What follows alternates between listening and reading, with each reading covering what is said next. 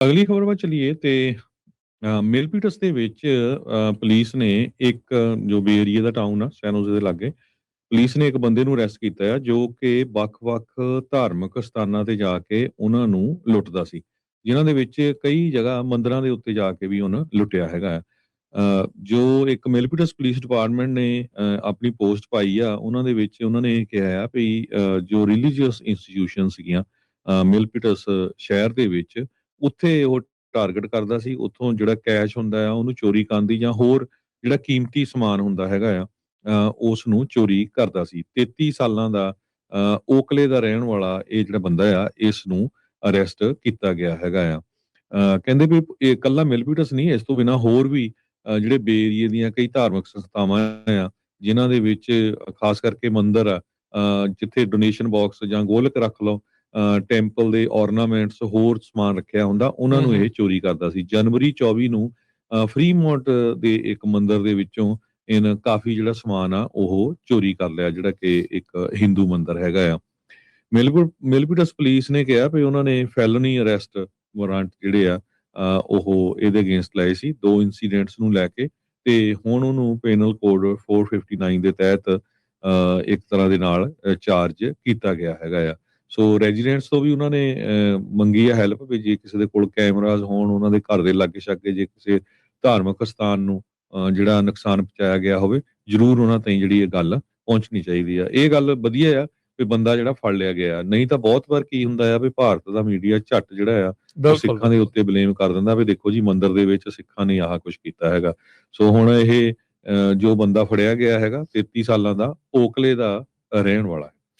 Harjot Singh ji, photo ਉਹਨਾਂ ਨੇ ਜਾਰੀ ਕੀਤੀ ਬੰਦੇ ਦੀ, ਇਨਸਾਨ ਦੀ ਪਿੱਠ ਆ ਤੇ ਵੇਖ ਕੇ ਜਨਾਨੀ ਲੱਗ ਰਹੀ ਹੈ ਅਸਲ 'ਚ। ਜਿਸ ਹਿਸਾਬ ਦੇ ਨਾਲ ਜਿਹੜੀ ਇਹ ਫੋਟੋ ਆ ਨਾ, ਜਿਹੜੀ ਮਿਲਪੀਟਸ ਪੁਲਿਸ ਡਿਪਾਰਟਮੈਂਟ ਦੇ ਜਿਹੜੇ ਫੇਸਬੁੱਕ ਦੇ ਉੱਤੇ ਪਾਈ ਹੋਈ ਹੈਗੀ ਆ, ਉਸ ਦੇ ਵਿੱਚ ਇਹ ਲੱਗ ਰਿਹਾ। ਸੋ ਇਹ ਜਿਹੜੀ ਇੱਕ ਬੀਬੀ ਦਾ ਕੰਮ ਜਿਹੜਾ ਹੋ ਸਕਦਾ। ਆਪਾਂ ਦੇਖਦੇ ਹਾਂ ਗੁਰੂ ਘਰਾਂ ਦੇ ਬਾਹਰ ਵੀ, ਯਾਦ ਹੋਣਾ ਕੁਝ ਸਮਾਂ ਪਹਿਲਾਂ ਕਿੱਦਾਂ ਵੀ ਉਹ ਨਿਆਣੇ ਲੈ ਕੇ ਤੇ ਲੋਕ ਜਿਹੜੇ ਕਿ ਇੱਕ ਖਾਸ ਵਰਗ ਵਾਲੇ ਆ, ਉਹ ਜਿਹੜੇ ਮੰਗਦੇ ਸੀਗੇ ਵੀ ਪੈਸੇ ਦਿਓ, ਡਾਲਰ ਦਿਓ ਸਾਨੂੰ, ਵੀ ਅੰਦਰ ਜਾ ਕੇ ਪ੍ਰਸ਼ਾਦਾ ਨਹੀਂ ਛਕਣਾ ਉਹਨਾਂ ਨੇ। ਉਹਨਾਂ ਨੂੰ ਇਹ ਆ ਵੀ ਪੈਸੇ ਜਿਹੜੇ ਆ, ਡਾਲਰ ਜਿਹੜੇ ਉਹ ਕਿੱਦਾਂ ਇਕੱਠੇ ਕਰਦੇ ਆ।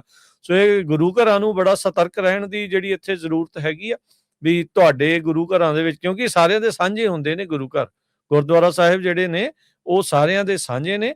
ਤੇ ਬੇਨਤੀ ਆ ਵੀ ਸਾਰੇ ਜਿਹੜੀ ਸੰਗਤ ਆ ਉਹ ਅਲਰਟ ਜਿਹੜੀ ਉਹ ਰਵੇ ਵੀ ਇਦਾਂ ਦੇ ਲੋਕ ਜਿਹੜੇ ਉਹ ਨਾ ਇਹੋ ਜਿਹੀਆਂ ਥਾਵਾਂ ਦੇ ਉੱਤੇ ਆ ਜਾਣ। ਇਹ ਤਾਂ ਆਪਣੇ ਉੱਥੇ ਕਹਿ ਸਕਦੇ ਆ ਵੀ ਸੰਗਤ ਪਹਿਲਾਂ ਹੀ ਨਾਲੋਂ ਸਤਰਕ ਹੈਗੀ ਆ, ਤਾਂ ਜਿਹੜਾ ਆ ਉਹ ਬਚਾਅ ਹੋ ਜਾਂਦਾ। ਨਹੀਂ ਤਾਂ ਇਦਾਂ ਦੇ ਦਾ ਲਾਉਣ ਵਾਲੇ ਉਹ ਕਿਸ ਤਰੀਕੇ ਦੇ ਨਾਲ ਕੰਮ ਜਿਹੜਾ ਉਹ ਕਰਦੇ ਆ। ਸੋ ਇਸ ਨੂੰ ਜਿਹੜੇ 33 ਸਾਲਾਂ ਦੇ ਨੂੰ ਜਿਹੜਾ ਹੁਣ ਫੜਿਆ ਗਿਆ ਆ। ਸੋ ਜਿੱਦਾਂ ਤੁਸੀਂ ਦੱਸਿਆ ਵੀ 2 ਫੈਲਨੀ ਅਰੈਸਟ ਵਾਰੰਟ ਆ, 2 ਜਿਹੜੀਆਂ ਬਰਗਲਰੀਜ਼ ਆ ਉਸ ਦੇ ਵਿੱਚ ਕੀਤੀ ਆ। ਸੋ ਚੋਰੀ ਚਕਾਰੀ ਕਰਦੀ ਰਹੀ ਹੈ ਬੀਬੀ, ਜਿਹੜੀ ਤਸਵੀਰ ਤੋਂ ਲੱਗ ਰਿਹਾ ਵੀ ਇਹ ਬੀਬੀ ਆ।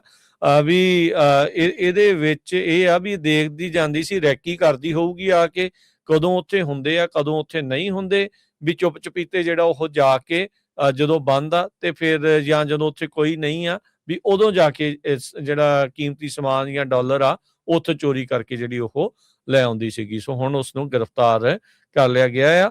ਸੋ ਗੁਰੂ ਘਰ ਵਾਲੇ ਵੀ ਜਿਹੜੇ ਆ ਅਲਰਟ ਜਿਹੜੇ ਉਹ ਜ਼ਰੂਰ ਰਹਿਣ। ਸਾਰੀ ਜਗ੍ਹਾ, ਜ਼ਰੂਰੀ ਨਹੀਂ ਵੀ ਇਕੱਲਾ ਏਰੀਏ ਵਾਲੇ, ਇਦਾਂ ਦੇ ਜਿਹੜੇ ਚੋਰ ਲੁਟੇਰੇ ਜਿਹੜੇ ਚਕਾਰ ਨੇ ਉਹ ਹਰ ਥਾਂ ਦੇ ਉੱਤੇ ਆ।